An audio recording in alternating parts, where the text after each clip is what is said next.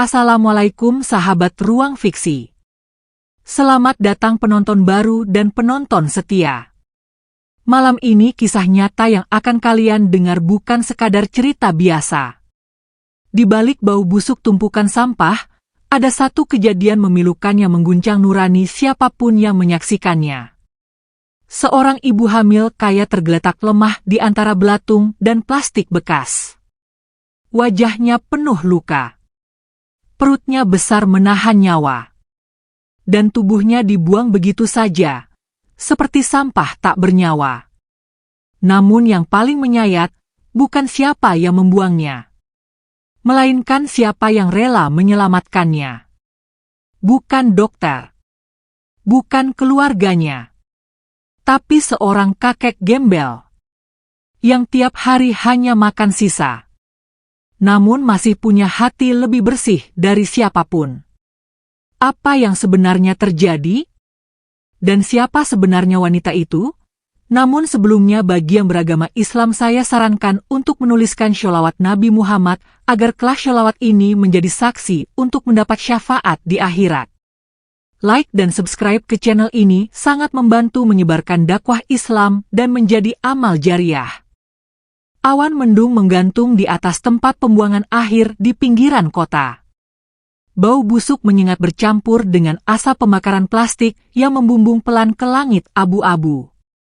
Burung bangkai melayang rendah mencari bangkai, sesekali hinggap di karung-karung lusuh milik para pemulung. Di sudut paling sepi tumpukan sampah, terlihat seorang kakek tua berjalan pincang dengan karung goni usang di punggungnya. Namanya Mardani, seorang gembel pemulung yang sudah hidup lebih dari 10 tahun di antara gunungan sampah dan cercaan manusia. Tubuhnya kurus, bajunya robek-robek, dan wajahnya penuh keriput serta jelaga. Tapi matanya masih jernih. Jernih seperti embun pagi yang tak tercemar. Saat itu ia sedang mencari botol plastik bekas untuk ditukar dengan beberapa lembar receh. Langkahnya berhenti ketika melihat sesuatu yang tak biasa di balik tumpukan kardus. Tubuh manusia. Perempuan. Tergeletak diam dengan rambut acak-acakan dan tubuh penuh luka. Kakek Mardani langsung melempar karungnya. Mendekat dengan tangan gemetar. Perempuan itu masih bernapas. Bibirnya pecah-pecah, pipinya memar. Tapi yang paling membuat kakek itu tercekat, perempuan itu sedang hamil besar. Astagfirullah. Bisik kakek Mardani sambil bersimpuh di samping tubuh itu. Tangannya mengelus dahi si perempuan yang dingin dan lembab. Perutnya membuncit, jelas usia kandungannya hampir 9 bulan. Tapi tubuh itu dibiarkan tergeletak seperti bangkai. Siapa yang tega? Tak ada jawaban. Hanya suara lalat dan dentingan besi bertabrakan dari tempat lain. Kakek Mardani memeluk tubuh perempuan itu perlahan. Ia melihat ada bercak darah di bawah pahanya. Tanda-tanda bahaya. Ia tahu harus cepat bertindak. Dengan susah payah, kakek itu menggendong perempuan tersebut. Tubuhnya goyah. Punggungnya nyeri. Tapi ia tetap melangkah pelan melewati tumpukan sampah yang licin dan tajam. Tak peduli kakinya tergores atau bahunya bergetar. Beberapa pemulung lain sempat menatap, lalu tertawa miring.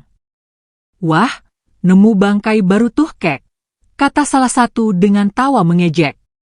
Jangan-jangan mayat. Nanti dikira pembunuh loh, celetuk yang lain. Kakek Mardani diam. Mulutnya kaku. Bukan karena takut, tapi karena sedih. Bukan hanya pada si perempuan, tapi pada dunia yang sudah terlalu dingin untuk peduli. Di gubuk reotnya yang hanya berdinding terpal dan seng, ia membaringkan perempuan itu dengan hati-hati. Tangannya gemetar saat menyelimuti perempuan itu dengan satu-satunya kain yang ia miliki. Ia memandangi wajah perempuan itu, lalu menunduk dalam-dalam. Hanya doa yang bisa ia panjatkan. Ya Allah, beri kekuatan, tolonglah hamba MU ini. Dan malam itu, di tengah deras hujan yang menyiram TPA, kakek tua itu duduk menunggui tubuh seorang perempuan misterius. Seorang ibu hamil yang dibuang seperti sampah. Tanpa nama. Tanpa suara. Tanpa alasan. Namun ia tak tahu bahwa sejak malam itu, hidupnya tak akan pernah sama lagi. Malam merambat-lambat di atas atap seng bocor milik gubuk tua kakek Mardani. Hujan masih mengguyur, menetes masuk dari celah-celah dinding triplek lapuk, namun di dalam sana ada kehangatan yang tidak biasa. Tubuh lemah perempuan hamil itu kini dibaringkan di atas tikar plastik bekas. Kakek Mardani duduk di sampingnya dengan kain basah di tangan, mencoba membersihkan wajah dan lengan perempuan itu dari lumpur dan darah kering. Tangan tuanya gemetar, bukan karena lelah, tapi karena campuran antara iba, takut, dan tidak tahu harus bagaimana. Sesekali ia menunduk dan memejamkan mata, berdoa dalam hati. Bukan sekali dua kali ia menemukan hal aneh di TPA, tapi ini jauh di luar nalar. Kenapa kau dibuang, nak? Bisiknya lirih. Ia mengusap pipi perempuan itu yang dingin dan pucat. Tubuhnya masih bernapas, meski lemah. Saat kakek Mardani membuka sobekan kain yang membalut kaki si perempuan, ia tercekat. Ada bekas sayatan tajam di betis dan luka lebam di paha. Seperti bekas retan atau pemukulan. Astagfirullah, suaranya tercekat. Kakek Mardani tak tahan. Ia ambil sisa air hujan yang ia tampung dalam ember plastik, lalu membasuh luka-luka itu perlahan. Ia tak punya obat, hanya sejumput garam dapur tua dan daun sirih yang ia temukan kemarin. Itu pun sudah layu. Maafkan aku nak, cuma ini yang bisa kakek lakukan, gumamnya. Ia lilit luka itu dengan sobekan kain bersih miliknya. Kain yang dulunya ia pakai untuk selimut malam. Tapi kini, semua miliknya rela ia berikan. Demi menyelamatkan perempuan ini.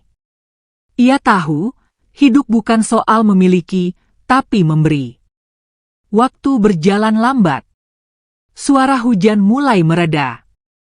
Di luar, TPA kembali sunyi. Hanya samar lolongan anjing liar terdengar dari kejauhan.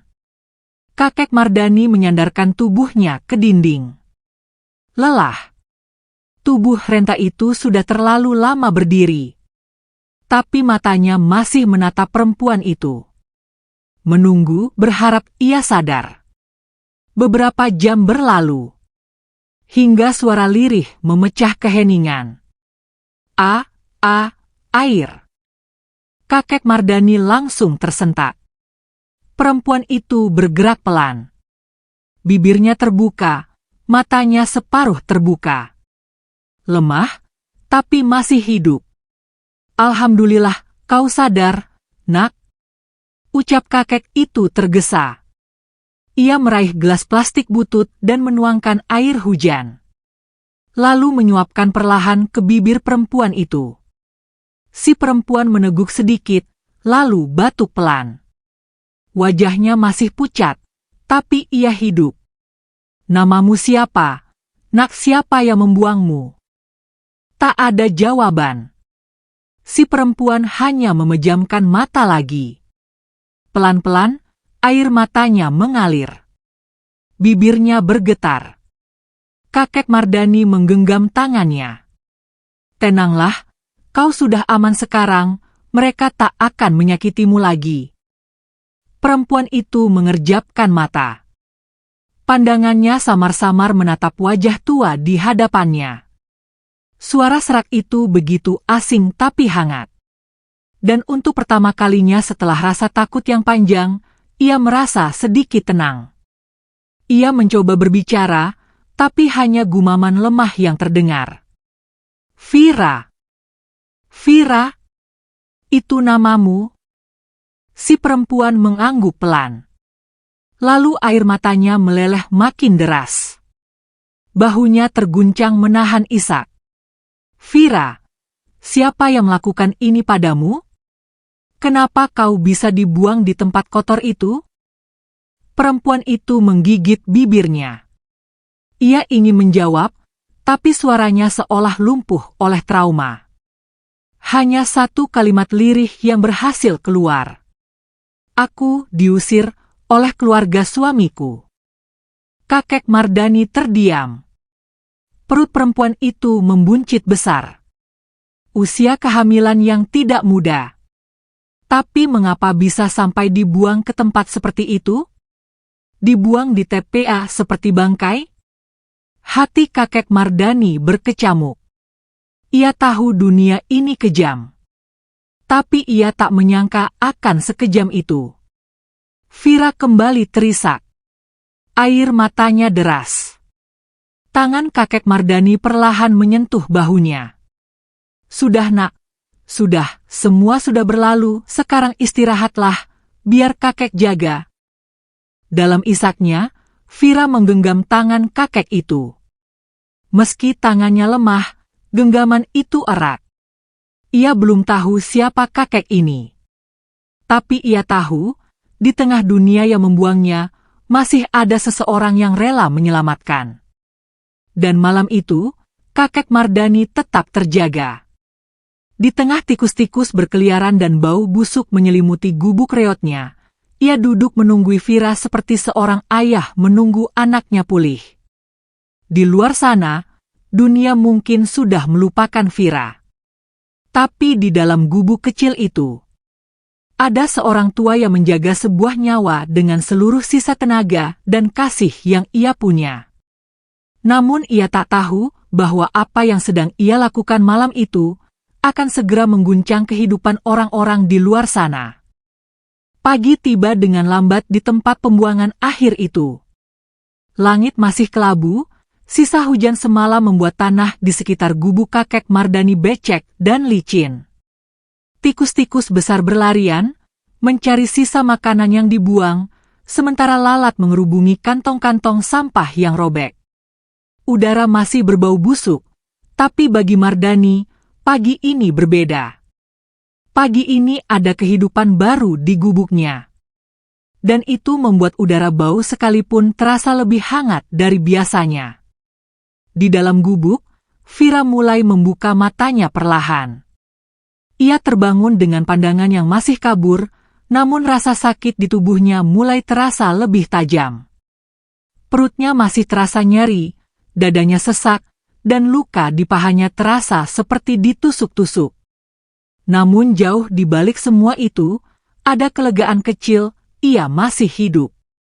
Ia memandang sekeliling. Atap reot, dinding dari seng, dan lantai tanah yang dingin.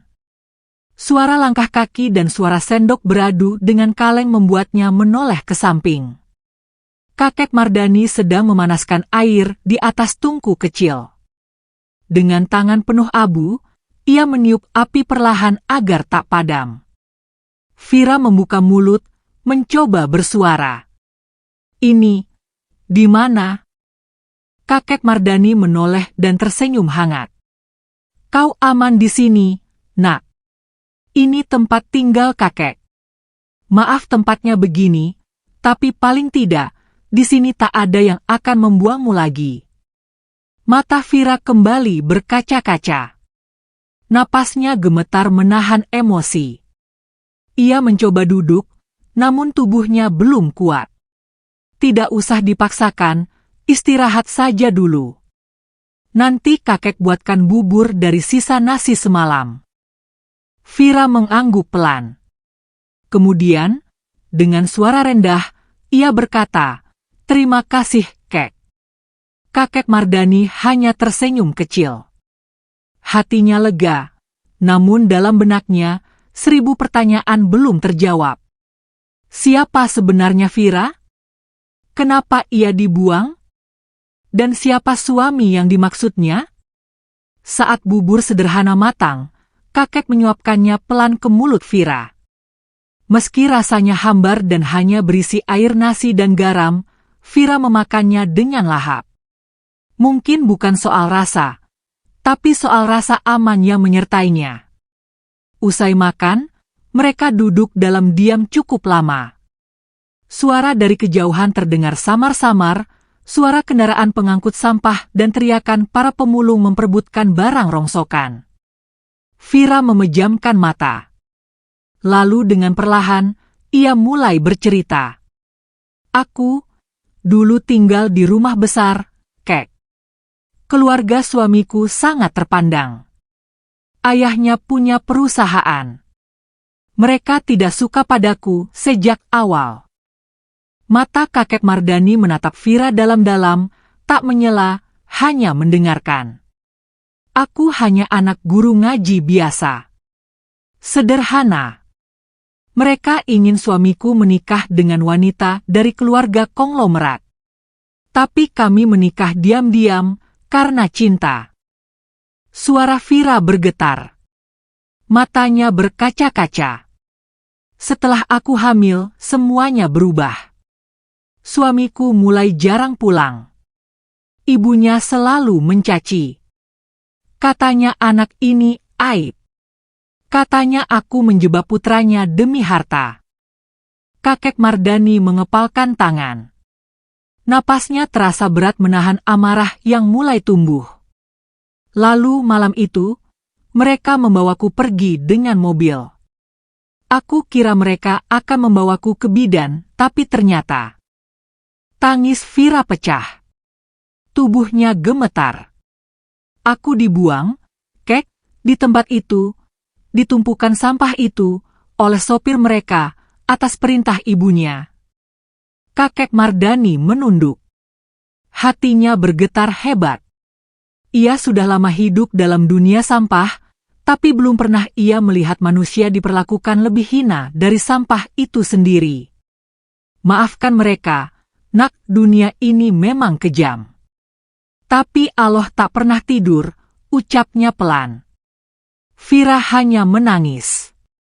Ia merasa seperti luka dalam dirinya mulai terbuka sedikit demi sedikit, bukan untuk menambah sakit, tapi untuk mulai sembuh. Setelah lama terdiam, Vira memandang kakek itu. Kenapa kakek menolongku?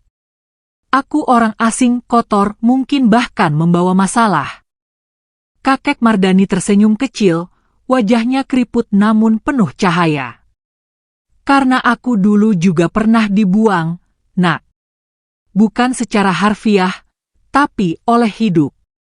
Dan aku tahu, orang yang dibuang bukan berarti tak berharga. Justru kadang, yang dibuang itulah yang paling berharga. Hanya saja tak dipahami oleh dunia.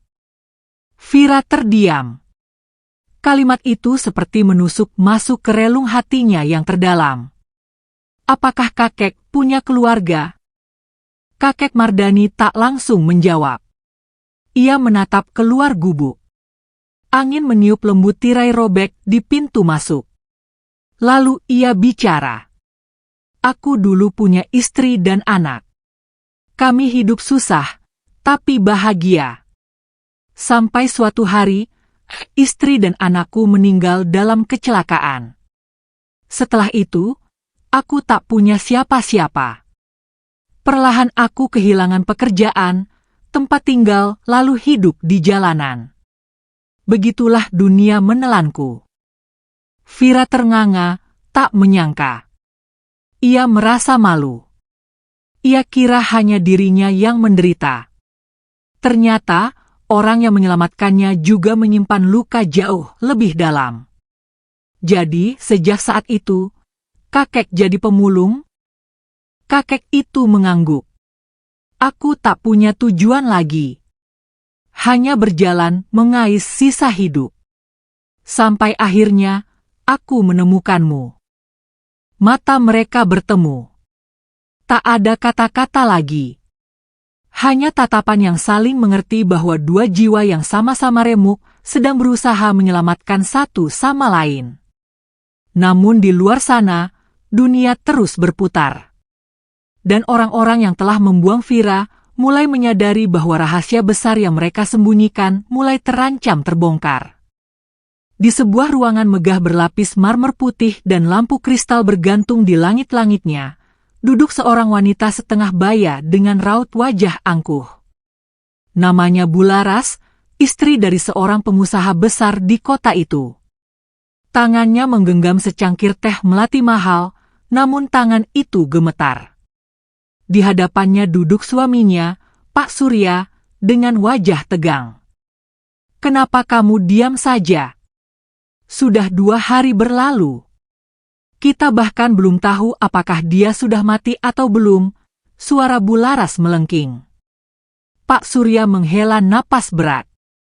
"Tenanglah Laras. Sopir kita bilang dia sudah membuang Vira ke TPA. Siapa yang bakal peduli dengan perempuan kotor seperti dia? Tidak akan ada yang menyelamatkannya. Kau tidak tahu zaman sekarang, Surya. Kamera bisa ada di mana saja. Dan kalau sampai orang tahu kita membuang menantu sendiri yang sedang hamil tua, hancur reputasi keluarga kita." Suara gelas teh beradu keras dengan meja. Bularas bangkit, melangkah mondar-mandir. Di balik segala kemewahan dan nama besar yang mereka bangun, kini tersembunyi rasa panik yang tidak bisa disembunyikan. "Kau lupa. Dia mengandung cucumu. Darah keluarga kita. Kalau berita ini tersebar, semua bisa berbalik menghantam kita." Pak Surya mengatupkan rahangnya. "Sudah, besok aku suruh orang cek ke TPA. Kalau dia masih hidup, kita harus bereskan dengan cara yang lebih rapi." Sementara itu, jauh di sisi lain kota, di balik tumpukan besi tua dan sampah rumah tangga, Vira sedang tertidur dengan nafas berat. Ia bermimpi. Dan mimpi itu bukan mimpi indah, tapi serpihan masa lalu yang menghantui. Ia melihat dirinya berdiri di ruang keluarga rumah mertuanya. Bularas berdiri di depannya dengan mata menyala penuh kebencian. "Anakmu itu bukan cucu saya. Kau hanya perempuan miskin. Penipu. Perebut masa depan anakku." Lalu terdengar suara pintu dibanting. Suaminya, Aryan, pergi begitu saja. Tak satu pun kata keluar dari mulut pria yang dulu bersumpah akan melindunginya. Air mata Vira mengalir dalam tidurnya. Tubuhnya bergerak gelisah. Dan saat ia terbangun, ia mendapati kakek Mardani duduk di sampingnya dengan wajah cemas. "Kau mimpi buruk lagi, Nak?" Vira mengangguk. Wajahnya lelah, matanya bengkak. "Mereka membenciku, Kek. Aku hanya ingin hidup tenang dengan anakku. Aku tak ingin harta mereka. Aku bahkan tak mau kembali." Kakek Mardani menggenggam tangan Vira. "Kau tidak sendiri, Nak. Sekarang kau punya anak yang sedang menunggumu untuk kuat. Dan selama kau di sini, aku akan menjagamu. Meski aku hanya seorang tua tak punya apa-apa, aku tak akan biarkan kau dilukai lagi." Vira tak bisa berkata-kata. Hanya air mata yang kembali menetes perlahan, bukan karena takut, tapi karena kehangatan yang tak ia duga bisa ia temukan di tempat seburuk ini. Keesokan harinya, Vira mulai belajar berdiri. Meski tubuhnya masih lemah dan luka-luka belum kering, ia memaksa diri untuk kuat. Kakek Mardani membantunya berjalan di sekitar gubuk kecil, menyandarkan tubuhnya pada batang kayu dan karung goni. "Kalau nanti bayinya lahir, aku tak tahu harus bagaimana, Kek. Aku bahkan tak punya apa-apa. Kita bisa cari jalan, Nak. Kau tak sendiri." Di tengah percakapan mereka, terdengar suara langkah dari luar gubuk. Kakek Mardani refleks berdiri dan membuka sedikit tirai pintu. 3 orang laki-laki berkacamata hitam, berpakaian rapi, sedang berdiri di tepi gundukan sampah. Mereka tampak asing. Tak seperti pemulung. Orang-orang itu bukan pemulung, bisik kakek. Vira merasakan jantungnya berdetak cepat. Jangan-jangan, mereka orang suruhan keluarga suamiku. Kakek Mardani segera menutup kembali tirai pintu. Ia meraih karung, lalu menyuruh Vira tiarap di balik tumpukan kardus di sudut gubuk. Diam di sana. Jangan keluar sampai aku panggil. Ia lalu berjalan keluar gubuk dengan langkah tenang, meski hatinya diliputi waspada. Cari apa kalian? Tanya kakek itu. Salah satu dari mereka menjawab dengan suara dingin, ada yang melihat seorang perempuan dibawa oleh pemulung ke daerah sini. Kami diminta menjemputnya kembali. Tidak ada perempuan di sini. Kalian salah tempat. Salah satu dari mereka mendekat, matanya tajam menelusuri wajah kakek Mardani. Kau yang biasa keliling TPA, kan? Jangan main-main, orang tua. Kami tahu dia hidup. Dan jika kau menyembunyikannya. Apa? Kalian mau aniaya kakek tua? Silakan. Tapi aku bersumpah, tak ada siapa-siapa di sini. Salah satu dari pria itu hendak mendobrak gubuk, namun kakek Mardani mengangkat tangan. Kalau kalian masuk tanpa izin, kalian tak lebih baik dari orang yang membuang manusia ke tempat busuk ini. Mata mereka saling menatap tajam. Udara di antara mereka seketika tegang. Setelah beberapa detik yang terasa seperti selamanya, ketiga pria itu saling berpandangan, lalu mundur perlahan. Jangan pikir kami akan menyerah. Kami akan kembali, ucap mereka sebelum pergi. Kakek Mardani tetap berdiri hingga mereka benar-benar hilang dari pandangan. Saat ia masuk kembali ke gubuk, Vira masih meringkuk ketakutan. Mereka benar-benar mencariku. Mereka ingin menghilangkanku, kek. Kakek Mardani duduk dan menepuk bahunya pelan. Kalau begitu, kita harus bersiap. Mereka bukan hanya membuangmu sekali. Mereka akan melakukannya lagi kalau kita tidak melawan. Dan sejak hari itu, hidup Vira dan kakek Mardani berubah. Bukan hanya soal bertahan hidup, tapi tentang menyelamatkan kebenaran dari orang-orang yang tak ingin kebenaran itu terungkap. Hari-hari berikutnya di TPA berubah menjadi medan kewaspadaan. Sejak kedatangan tiga pria misterius itu, kakek Mardani makin hati-hati. Ia tidak lagi membiarkan Vira keluar dari gubuk, bahkan untuk sekadar menjemur kain. Setiap suara langkah, setiap bayangannya melintas, membuat mereka berjaga. Ketakutan itu nyata. Ancaman itu bukan sekadar bayangan masa lalu. Mereka masih mengincar Vira dan anak yang sedang ia kandung. Di dalam gubuk, Vira mulai belajar melakukan hal kecil. Ia membersihkan luka-lukanya sendiri, menyapu lantai tanah yang penuh debu, hingga mencoba menyiapkan air hangat dari tungku arang tua. Meski tubuhnya lemah, semangat hidupnya mulai tumbuh kembali. Di sisi lain, kakek Mardani mulai menyiapkan sesuatu yang tidak pernah ia bayangkan sebelumnya, tempat persalinan sederhana di dalam gubuk kecil itu. Ia mengumpulkan kain-kain bersih dari sumbangan para pemulung lain, menyisihkan air hujan bersih dari ember khusus, hingga membuatkan alas dari daun pisang kering dan karton tebal. Setiap hari ia memeriksa perut Vira, mengukur lewat rasa, menduga-duga kapan waktu kelahiran tiba. Anak ini sebentar lagi lahir, kek, aku bisa merasakannya bergerak terus. Kakek Mardani tersenyum sambil memegang perut Vira dengan hati-hati. Anakmu kuat, nak. Ia tahu ibunya sedang berjuang. Ia juga tahu, kakeklah yang jadi pelindung pertamanya. Kata-kata itu membuat mata kakek Mardani berkaca-kaca.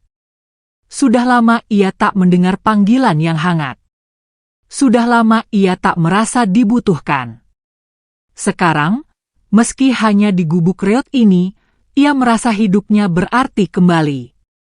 Sampai suatu sore, saat matahari mulai condong dan bayangan tumpukan sampah membentuk siluet tajam, seorang bocah kecil berlari dari kejauhan. Namanya Dori. Anak pemulung yang sering membantu Mardani mengumpulkan botol plastik. Nafasnya terengah, wajahnya panik. "Kekek, tadi aku dengar orang-orang itu balik lagi. Mereka nanya-nanya soal perempuan hamil, mereka bilang mereka siap bayar siapapun yang kasih info." Kakek Mardani langsung menggenggam bahu bocah itu. "Kau jangan bilang siapa-siapa tentang Vira. Anggap dia nggak pernah ada, ya nak?" Dori mengangguk cepat. Setelah bocah itu pergi, kakek masuk kembali ke gubuk. Vira melihat wajahnya yang cemas dan langsung tahu sesuatu buruk sedang mendekat lagi. "Kek, kalau aku harus pergi, aku pergi saja. Aku tak ingin kakek celaka karena aku." "Tidak. Tidak satu langkah pun kau keluar dari sini. Mereka boleh punya uang, tapi aku punya nyawa. Dan aku akan pertaruhkan nyawa ini demi menjaga kalian berdua." Vira menahan tangis. Kakek tua itu, tubuhnya mungkin ringkih, tapi hatinya lebih kuat dari baja. Malam itu, mereka tidak tidur. Suara anjing liar dan kendaraan lewat terdengar lebih mengancam dari biasanya. Kakek Mardani duduk di depan pintu gubuk sambil menggenggam tongkat kayu. Tongkat itu dulu ia pakai untuk mengais sampah. Malam ini, tongkat itu jadi senjatanya. Vira duduk di dalam, memeluk perutnya erat-erat. Janinnya terus bergerak. Ia tahu, waktu kelahiran sudah dekat. Dan bersamaan dengan itu, bahaya pun mendekat. Sekitar tengah malam, suara langkah terdengar mendekat dari luar. Tidak seperti pemulung biasa. Langkahnya tenang, berat, seperti sepatu mahal yang jarang menyentuh tanah. Kakek Mardani berdiri perlahan. Matanya tajam mengintip celah pintu. Dan benar, pria yang datang malam itu bukan orang biasa. Mengenakan jas gelap, berambut rapi, dan di belakangnya ada dua orang berbadan besar membawa senter.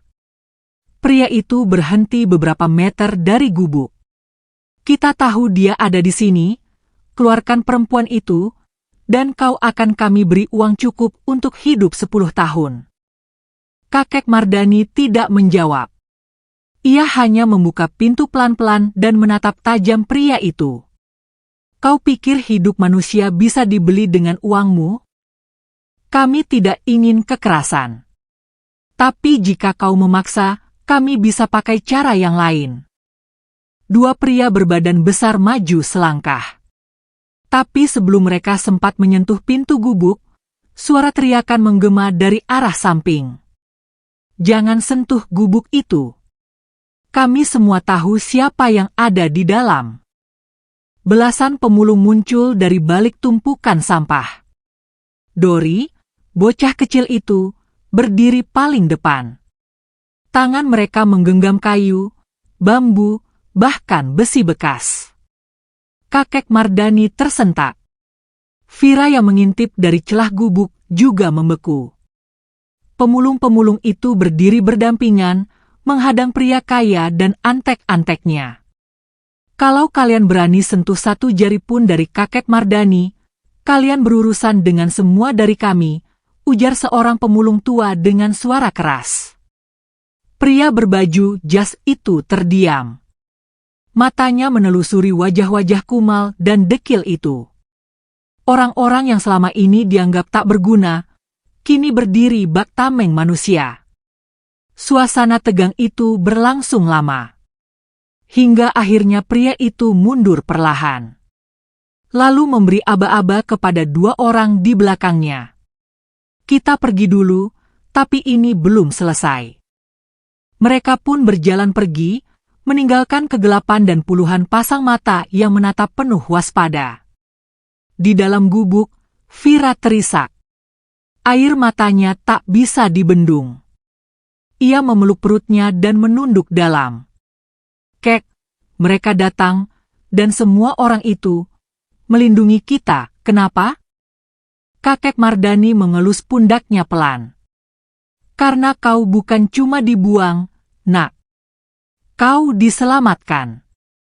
Dan kadang, orang-orang yang dianggap sampah adalah yang paling tahu bagaimana rasanya dibuang. Maka mereka yang paling tahu bagaimana caranya menjaga. Dan malam itu, di tempat yang paling hina bagi sebagian orang, ada satu kebenaran yang lahir dari lumpur. Bahwa kasih sayang tak butuh kekayaan. Dan pelindung sejati bisa muncul dari balik gunungan sampah. Fajar belum sepenuhnya merekah ketika suara nyaring ayam pemulung terdengar dari kejauhan. Kabut tipis menyelimuti TPA, menutup gundukan sampah seperti kabut mimpi yang menggantung di antara kenyataan dan harapan. Udara pagi itu terasa dingin menusuk, tapi di dalam gubuk reot milik kakek Mardani, ada sesuatu yang jauh lebih menusuk dari udara dingin. Vira menggeliat. Wajahnya berkeringat. Napasnya memburu. Kek, suaranya lirih namun penuh kepanikan. Kakek Mardani yang sejak tadi belum tidur karena berjaga, langsung menghampiri. Matanya menatap Vira yang sedang memegangi perutnya dengan kedua tangan. Wajah gadis itu pucat, bibirnya gemetar menahan rasa sakit. Vira, kau kenapa? Sakit sekali perutku, seperti diremas dari dalam. Kakek Mardani menahan napas. Secepat itu. Ia tahu hari itu pasti akan tiba, tapi tidak secepat ini. Ia menggenggam tangan Vira dengan erat, mencoba menenangkannya. Tenang nak, tenang, ini mungkin kontraksi. Anakmu ingin melihat dunia. Tapi, aku takut, aku belum siap. Kau kuat, Vira. Sangat kuat.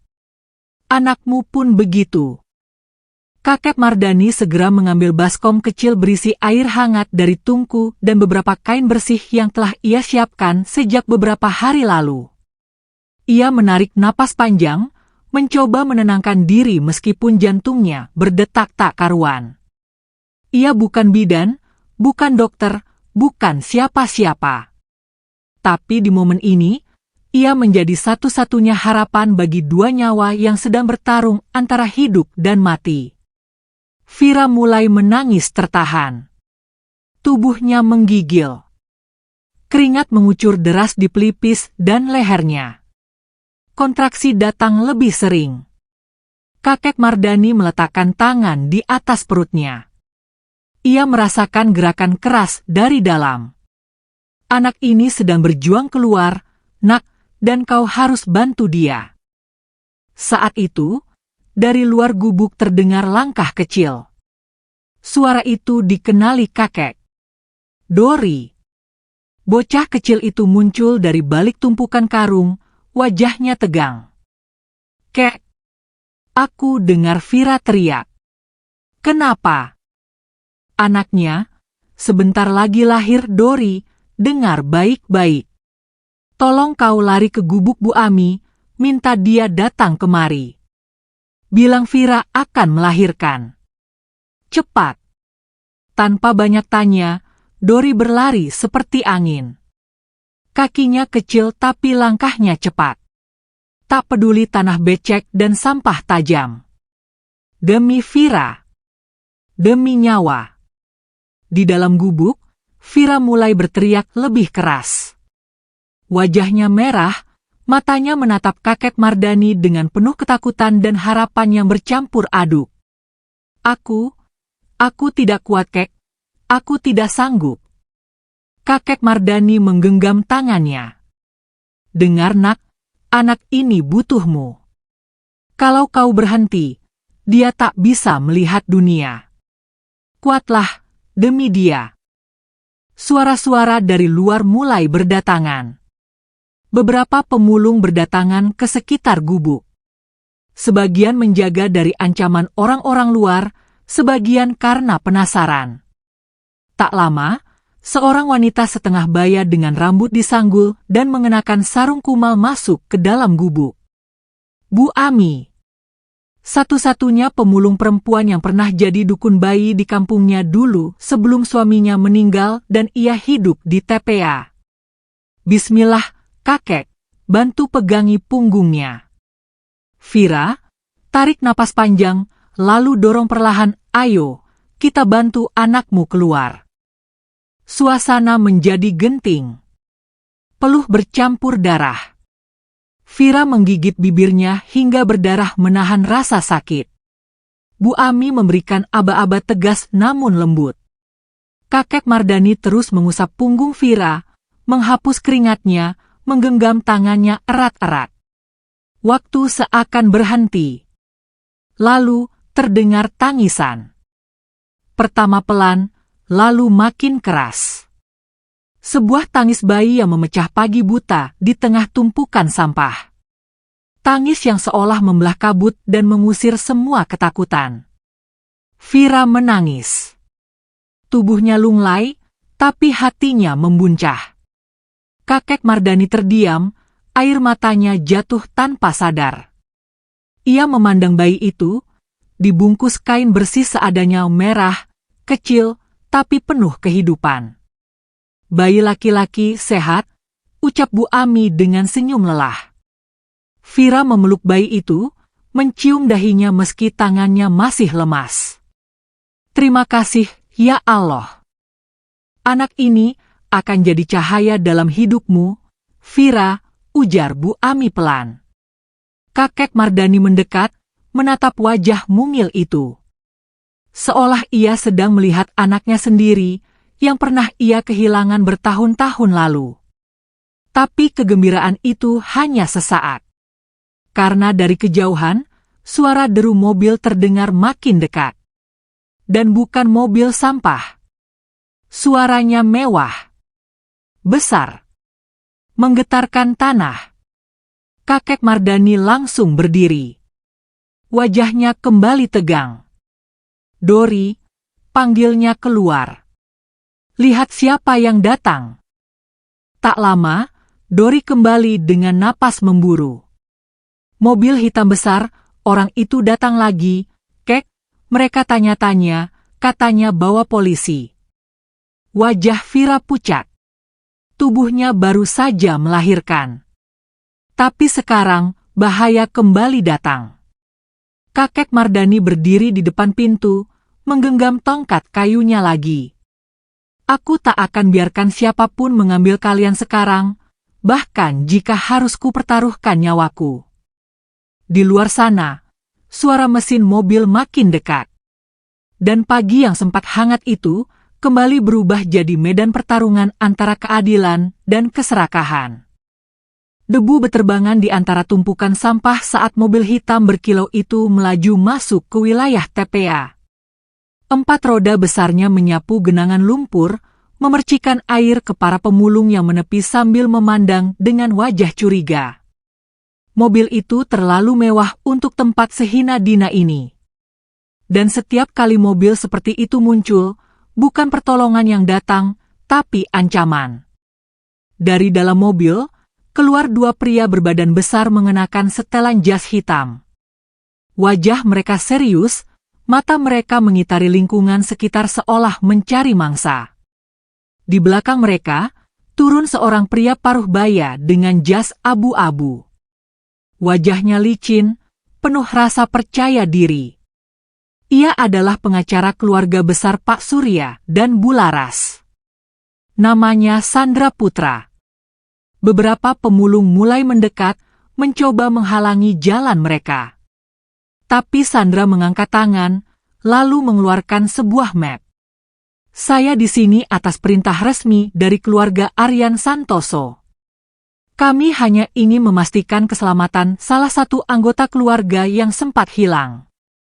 Kalau benar ingin memastikan keselamatan, kenapa datang dengan gaya seperti mau menyita nyawa, celetuk salah satu pemulung tua. Sandra hanya tersenyum tipis. Kami tidak ingin membuat keributan. Tapi jika kalian menghalangi tugas kami kami bisa laporkan sebagai tindak pidana penyembunyian dan penculikan. Kakek Mardani keluar dari gubuknya perlahan. Langkahnya tenang, tapi matanya menyala. Tidak ada yang kalian sembunyikan di sini. Perempuan itu sudah dibuang oleh keluarganya sendiri. Kalau sekarang kalian mencarinya, itu bukan untuk menolong, tapi untuk menghilangkan jejak. Sandra menatapnya tajam. Saya tidak punya waktu untuk berdebat dengan pemulung. Tolong serahkan dia sebelum orang lain kami seret ke kantor polisi. Tiba-tiba, dari arah kiri, terdengar suara kendaraan lain. Bukan mobil mewah, melainkan motor tua dengan kotak logam besar di belakangnya bertuliskan Jurnal Kota Harapan. Seorang pria muda turun, membawa kamera dan mengenakan rompi pers. Wajahnya cermat, penuh rasa ingin tahu. Ia bernama Riza, wartawan investigasi yang mendapat laporan dari pesan anonim tentang seorang ibu hamil yang dibuang keluarganya ke TPA. Permisi, saya dapat laporan dari warga. Saya ingin wawancara dengan saksi langsung. Sandra tampak tegang. Ini wilayah pribadi, katanya cepat. Justru karena itu saya datang. Kalau benar tidak ada yang salah, kenapa panik? Riza menjawab sambil menyalakan kamera kecilnya. Kakek Mardani menoleh. Kau wartawan? Iya, Pak. Saya dapat informasi ada ketidakadilan di sini. Kakek Mardani mengangguk, lalu memberi isyarat pada pemulung lain. Dori, bocah kecil itu, dengan sigap membantu membuka jalan ke dalam gubuk. Di dalam, Vira masih memeluk bayinya yang baru lahir. Wajahnya pucat, tapi matanya kuat. Ketika Riza masuk, ia mengangkat wajahnya. Kau Vira? Tanya Riza perlahan. Vira mengangguk. Aku yang dibuang. Oleh keluarga suamiku sendiri. Riza langsung duduk, mengaktifkan perekam suara. Ceritakan semuanya dari awal. Dan Vira pun bercerita. Tentang bagaimana ia diusir, dicaci, dibuang dalam keadaan hamil. Tentang bagaimana keluarganya sendiri menganggap dirinya sebagai aib. Dan bagaimana seorang kakek tua pemulung menyelamatkannya di saat semua orang membuangnya. Kamera merekam segalanya. Suara Vira. Tangisnya.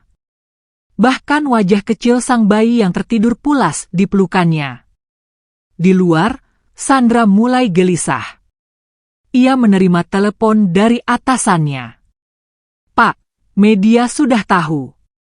Kalau ini viral, kita habis. Diam. Ambil perempuan itu diam-diam. Siapapun yang halangi, buang. Tapi sebelum mereka bisa bertindak, Riza keluar dari gubuk dengan kamera di tangan. Saya sudah merekam semuanya. Kalau kalian tetap maksa bawa dia, video ini akan saya unggah sekarang juga. Dan saya jamin, satu kota akan melihat siapa sebenarnya kalian. Kerumunan pemulung makin rapat. Mereka berdiri, bukan dengan senjata, tapi dengan tubuh mereka sendiri. Sandra menggertakkan gigi. Ia melirik dua bodyguard-nya, tapi mereka ragu. Situasi terlalu ramai. Terlalu terbuka. Dan akhirnya, dengan penuh geram, ia memutar arah dan masuk ke mobil. Ini belum selesai, katanya sambil menutup pintu. Mobil hitam itu berlalu, membawa ancaman, tapi juga ketakutan. Di TPA, suasana berubah. Pemulung-pemulung bersorak kecil, seolah baru saja memenangkan sesuatu yang lebih besar dari sekadar roti bekas atau botol plastik. Vira keluar dari gubuk, dipapah Bu Ami dan kakek Mardani. Wajahnya lelah, tapi bahunya tegak. Riza mendekat.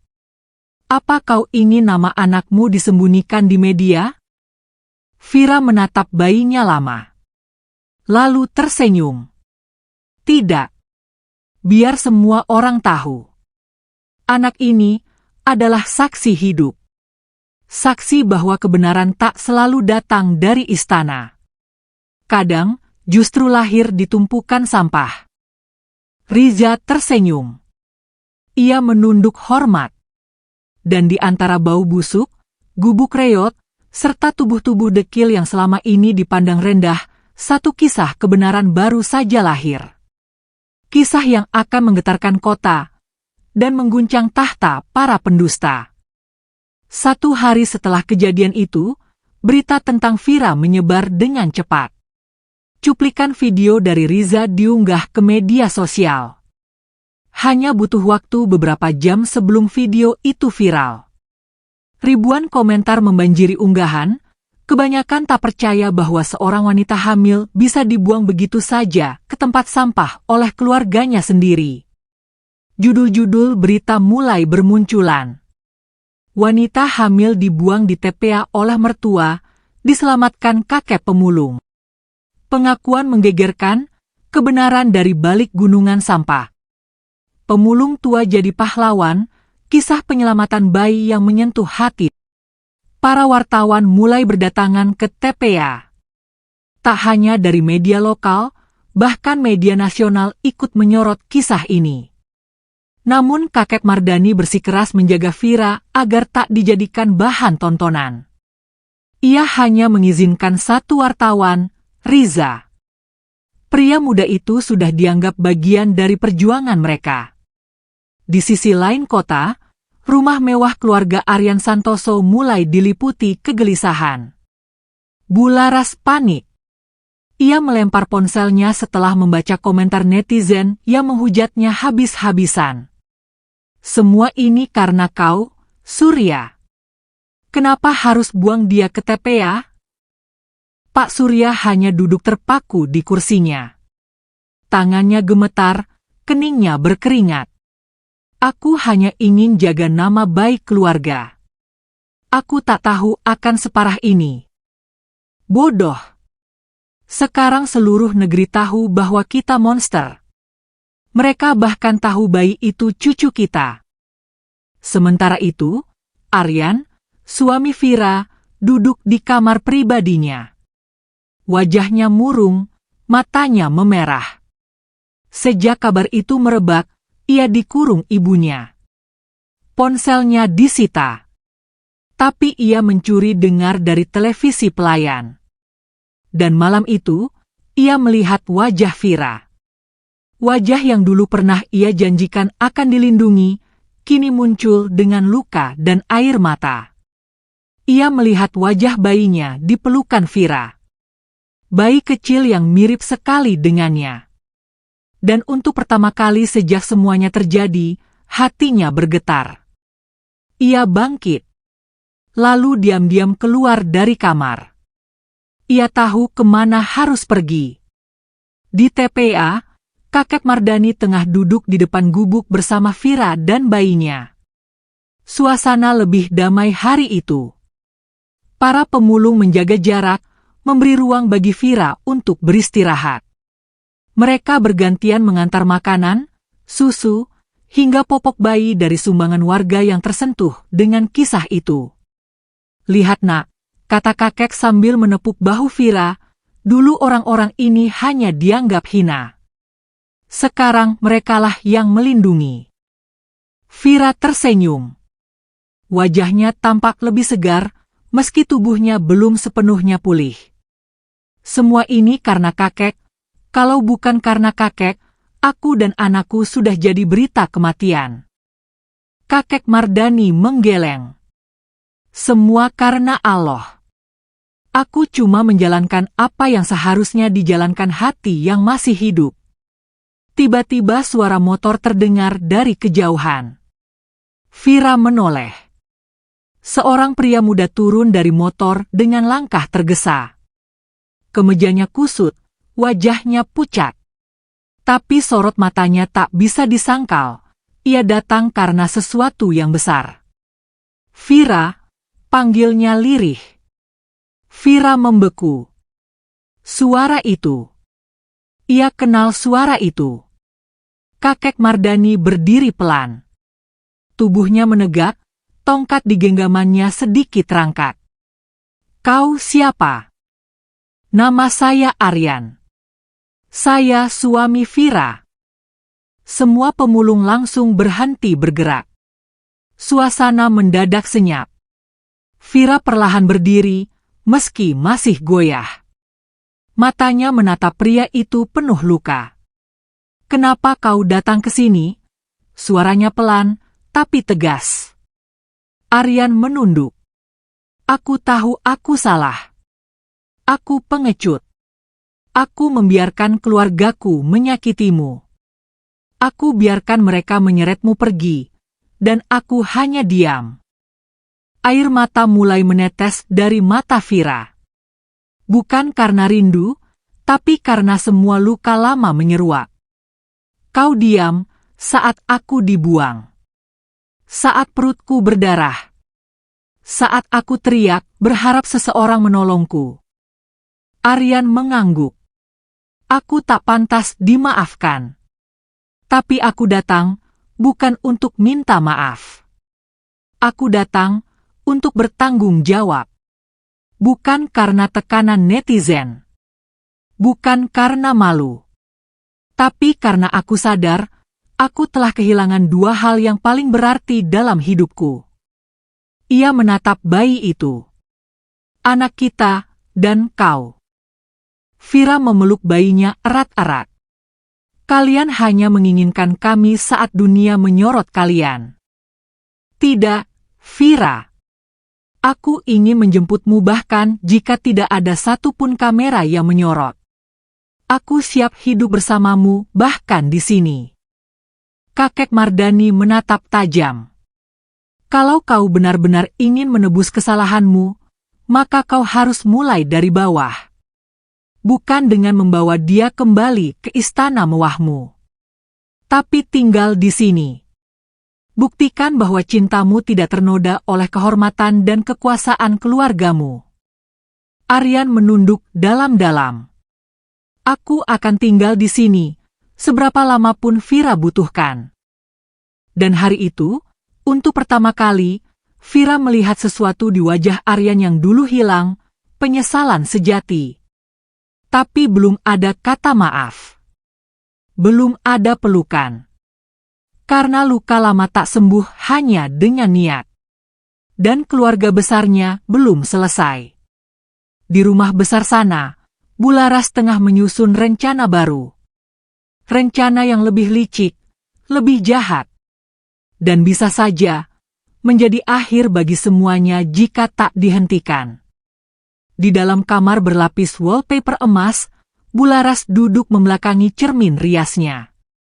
Wajahnya kaku, tak seperti biasanya yang penuh dengan make-up tebal. Matanya menatap kosong ke arah televisi yang sedang menayangkan ulang kisah viral menantunya. Vira, wanita yang ia buang seperti sampah, namun kini dielu-elukan sebagai korban yang diselamatkan oleh rakyat kecil. Komentator di televisi menyebutkan bahwa kasus ini mulai dipantau oleh Kementerian Sosial. Ada tekanan dari publik agar keluarga Aryan Santoso diperiksa. Reputasi keluarga besar itu kini retak. Para investor mulai mundur. Proyek yang digadang-gadang menjadi kebanggaan mereka terancam batal. Pak Surya berjalan masuk dengan langkah pelan. Ia meletakkan ponsel di meja dan duduk di sofa panjang. Wajahnya kusut, rambutnya tak serapi biasanya. Semua sponsor mundur. Bahkan koperasi utama kita ingin evaluasi kontrak, ucapnya dengan suara pelan. Bularas menggertakkan gigi. Semua ini salah si pemulung sialan itu. Dan wartawan itu, siapa yang menyuruh mereka menyebarkan aib keluarga kita? Pak Surya memandang istrinya dengan lelah. Laras, berhentilah. Kita sudah terlalu jauh. Kita sudah kehilangan kendali. Sekarang tinggal tunggu semua hancur. Tidak, Bularas berdiri. Suaranya dingin, tajam seperti pecahan kaca. Aku tidak akan biarkan perempuan itu menghancurkan hidupku. Dia harus hilang. Untuk selamanya. Pak Surya berdiri tergesa. Kau gila. Diam, bentaknya. Aku sudah hubungi orang. Bukan preman. Bukan pengacara. Seseorang yang tak akan meninggalkan jejak. Suaminya membeku. Tangannya gemetar. Kau mau membunuhnya? Bularas tak menjawab. Ia hanya menatap cermin. Dan dari pantulan itu, tampak wajah seorang wanita yang kehilangan akal demi menyelamatkan kebanggaan palsu yang ia bangun bertahun-tahun. Di TPA, sore itu langit mulai memerah. Angin berembus lembut, membawa aroma asap dan plastik terbakar. Vira sedang menyusui anaknya di depan gubuk, didampingi oleh Bu Ami. Bayi itu sehat. Pipinya kemerahan. Matanya bening seperti embun pagi. Mereka memberinya nama Naufal, yang berarti adil dan bersih. Kakek Mardani duduk di samping, menyeduh teh dari termos logam kecil. Wajahnya lebih cerah. Bahkan para pemulung lain ikut membantu menjaga. Mereka seperti keluarga besar yang tak pernah dipersatukan oleh darah, tapi oleh penderitaan dan kepedulian. Aryan datang dari arah belakang membawa 2 karung berisi sumbangan pakaian dan susu bayi. Sejak seminggu tinggal di TPA, ia berubah. Dari pria kantoran yang tak pernah menyentuh tanah, kini kakinya kotor oleh lumpur. Tangannya kapalan karena ikut mengais sampah. Dan jiwanya mulai kembali bernyawa. Namun tanpa mereka sadari, bayangan gelap sedang mendekat. Sebuah mobil kecil berwarna abu-abu berhenti di ujung jalan masuk TPA. Pengemudinya seorang pria kurus dengan jaket hitam. Wajahnya tertutup masker. Di kursi belakang, tampak tas besar yang dijinjing hati-hati. Pria itu turun. Berjalan perlahan. Mengamati setiap gubuk. Lalu berhenti saat melihat gubuk reot milik kakek Mardani. Ia menunduk, membuka tas, dan menarik sesuatu. Di dalam tas itu, benda mematikan yang tak seharusnya berada di antara kehidupan dan harapan. Namun langkahnya terhenti ketika seorang bocah berteriak dari atas tumpukan ban bekas. Kakek! Ada orang mencurigakan di dekat jalan masuk. Kakek Mardani langsung berdiri. Aryan refleks memeluk Vira dan anaknya, membawa mereka masuk ke gubuk. Bu Ami menggenggam sapu lidi seperti senjata darurat. Beberapa pemulung mulai berkumpul. Lalu mengepung arah suara bocah tadi. Mereka mendekat pelan. Tapi pria itu sudah kabur. Hanya tas kosong yang ia tinggalkan di bawah semak plastik. Dan saat tas itu dibuka, semua orang membeku. Di dalamnya, botol bensin, korek gas, dan kain lap. Mereka mau bakar kita hidup-hidup, ucap salah satu pemulung dengan suara parau. Kakek Mardani menggenggam tongkatnya kuat-kuat. Matanya menyipit.